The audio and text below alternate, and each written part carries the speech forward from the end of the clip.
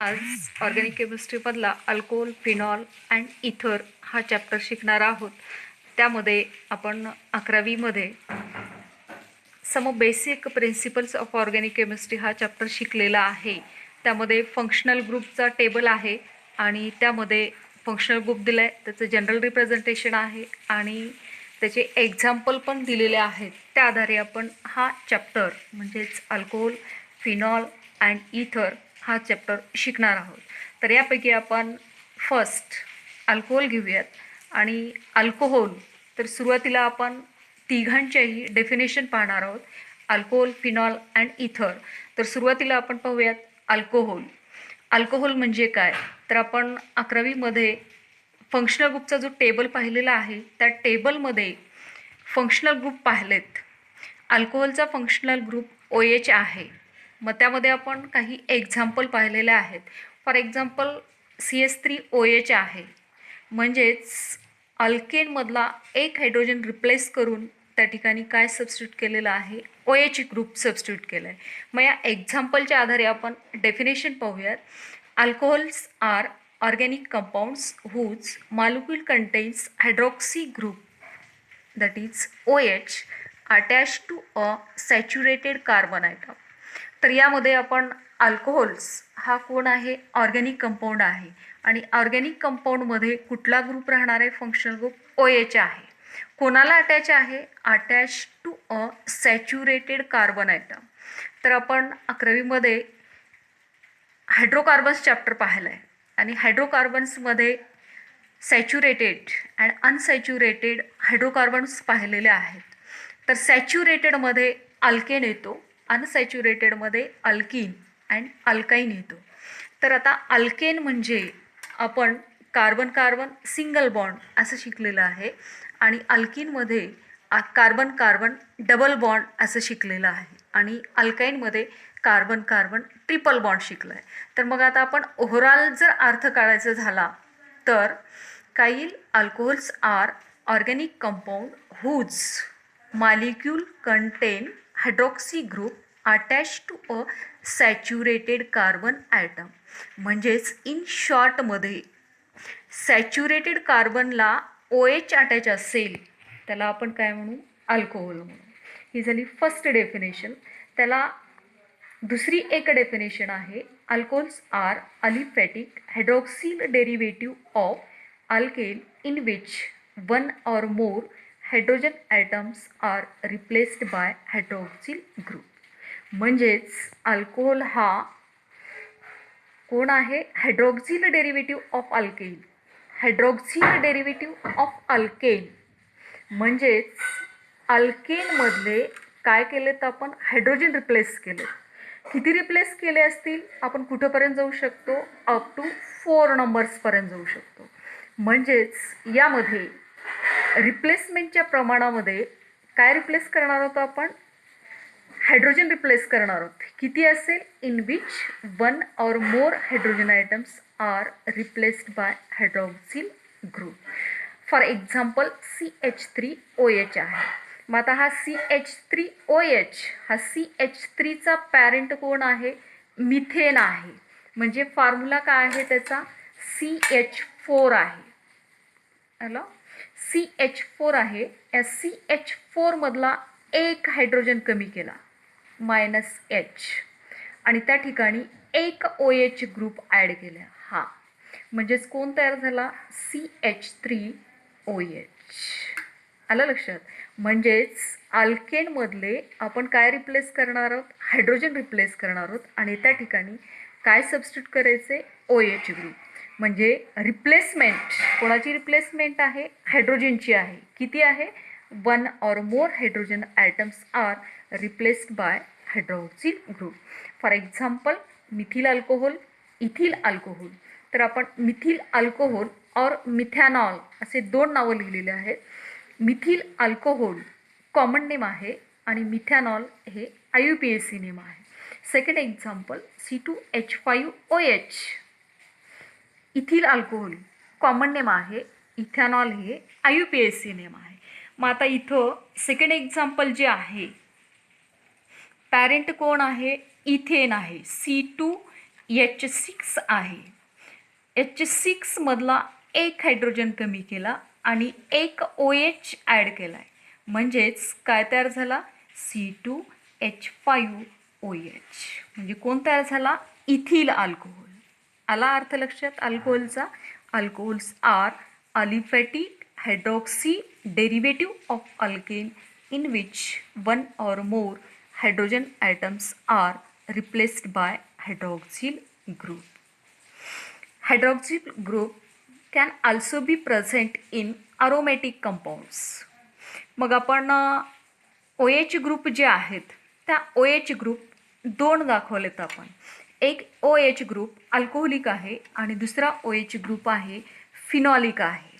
मग आता हा जो OH ग्रुप आहे, सिम्पली OH ग्रुप हा कोण आहे? अल्कोहोल आहे. अल्कोहोलमध्ये जनरल रिप्रेझेंटेशन त्याचं ROH असेल. ROH.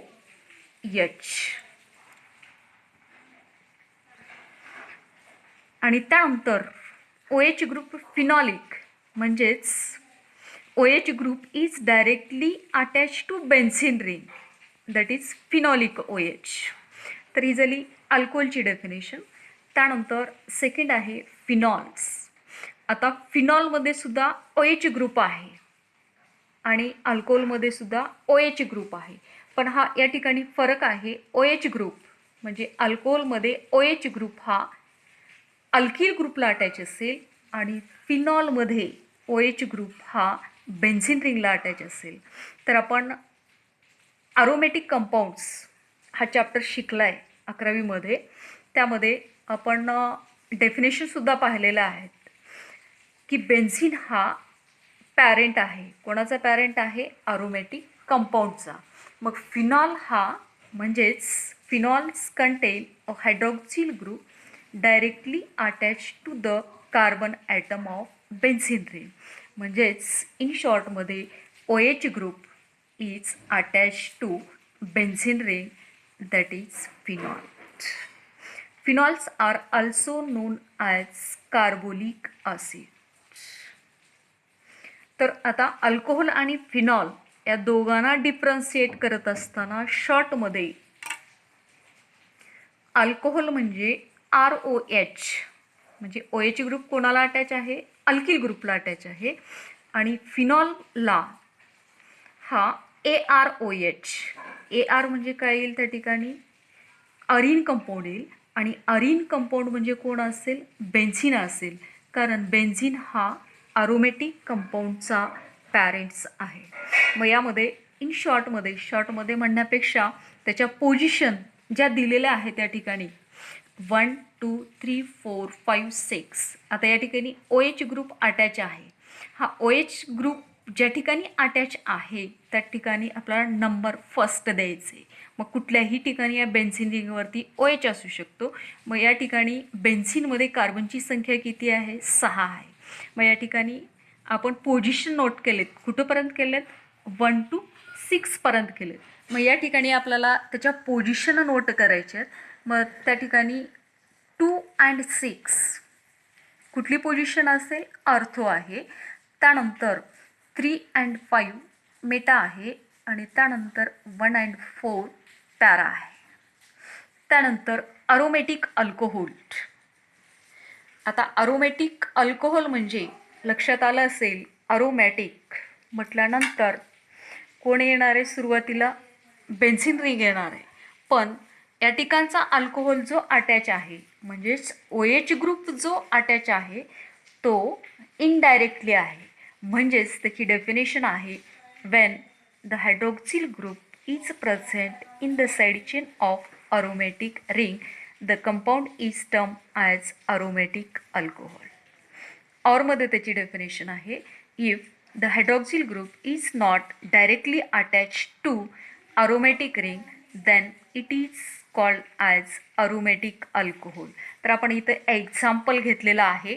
बेन्झीन रिंग आहे आणि त्याला अटॅच CH2OH आहे. मग या ठिकाणचा OH जो आहे तो OH ह्या बेन्झीन रिंगच्या कार्बनला डायरेक्टली अटॅच नाही आहे. कोण आहे दोघांच्यामध्ये? CH2 आहे. म्हणजे OHची अटॅचमेंट ही डायरेक्टली नाही. म्हणून हा जो एक्झाम्पल आहे किंवा हा जो अल्कोहोल आहे तो अरोमॅटिक अल्कोहोल आहे. फरक आला लक्षात? फिनॉल आणि अरोमॅटिक अल्कोहोल. फिनॉलमध्ये OH हा डायरेक्टली अटॅच कोणाशी आहे? बेन्झिन रिंगशी आहे. आणि अरोमॅटिक अल्कोहोलमध्ये हा OH जो आहे तो साईड चेनला अटॅच आहे किंवा OH ग्रुप हा डायरेक्टली अटॅच कोणाशी नसेल? बेन्झिन रिंगशी असेल, त्याला अरोमॅटिक अल्कोहोल म्हणायचं आहे. त्यानंतर आपण नेक्स्ट इथरमध्ये इथरचा फंक्शनल ग्रुप आपण टेबलमध्ये पाहिला आहे 11वीमध्ये. त्याचा फंक्शनल ग्रुप आहे ऑक्सिजन आहे, डायव्हॅलेंट ऑक्सिजन. कोण आहे? डायव्हॅलंट ऑक्सिजन आहे. डायव्हॅलंट ऑक्सिजन म्हणजेच ह्या ऑक्सिजनला 2 अल्किल ग्रुप अटॅच असतील.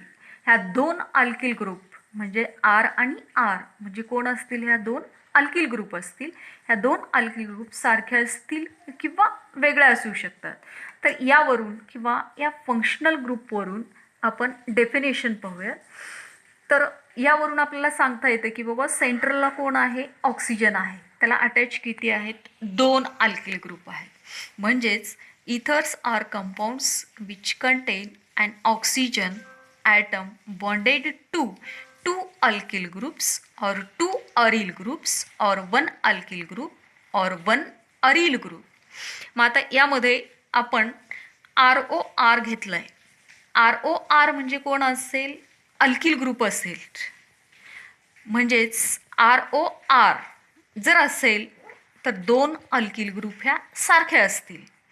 त्यानंतर ROR डॅश जर केला तर 2 अल्किल ग्रुप ह्या कशा असतील? वेगळ्या असतील. आणि त्यानंतर काय घेतलं आहे आपण? 1 अल्किल ग्रुप म्हणजेच या Rच्या ठिकाणी 2 अरोमॅटिक कंपाऊंड्स असतील म्हणजे अरिल असेल. Ethers are organic oxides. Ethers may be classified or considered as alkoxy derivative of alkane. म्हणजेच इन शॉर्टमध्ये इथरला काय कन्सिडर केलेलं आहे? अल्कॉक्सी डेरिव्हेटिव्ह ऑफ अल्केन. म्हणजेच इथं वर आपण सांगितलं आहे ROR. RO अल्कॉक्सी ग्रुप आहे आणि हा सिम्पली R हा अल्केन आहे. आपण खाली शॉर्टमध्ये रिप्रेझेंट केलेलं आहे. वर सांगितलं आपण की डायव्हॅलंट ऑक्सिजन ॲटमला कोण अटॅच असेल?